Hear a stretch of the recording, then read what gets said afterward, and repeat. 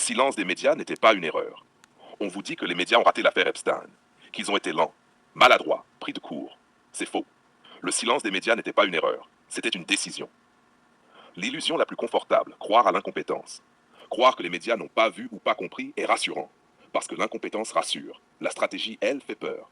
Les dossiers existaient, les enquêtes étaient là, les journalistes savaient. Mais savoir n'est pas publié, et publier n'est pas autorisé.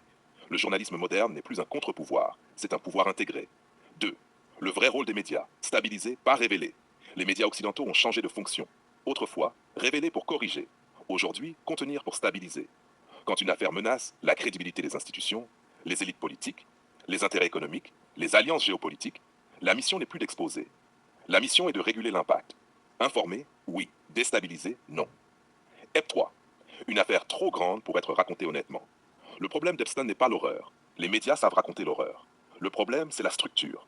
Raconter Epstein honnêtement, c'était nommer des puissants encore en place, relier des sphères politiques, économiques, culturelles, exposer des mécanismes de protection, révéler des complicités actives. Ça, ce n'est plus du journalisme narratif. C'est une déclaration de guerre au système. Aucun grand média ne survit à ça. Le silence partiel, la technique parfaite. Les médias n'ont pas tout caché. Ils ont fait mieux. Ils ont fragmenté l'information, isolé les faits, psychologisé le scandale, réduit Epstein à un monstre individuel. Résultat, choc émotionnel, compréhension globale.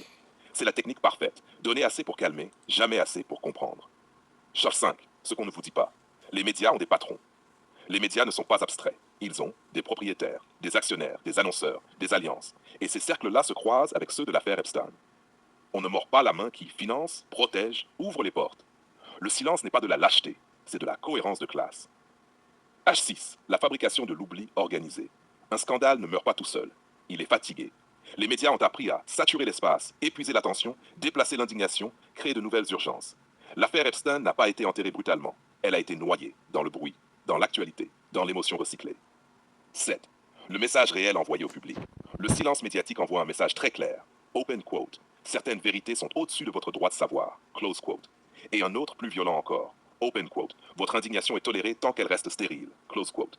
Vous pouvez être choqué, vous pouvez être en colère, mais pas lucide, pas organisé, pas dangereux.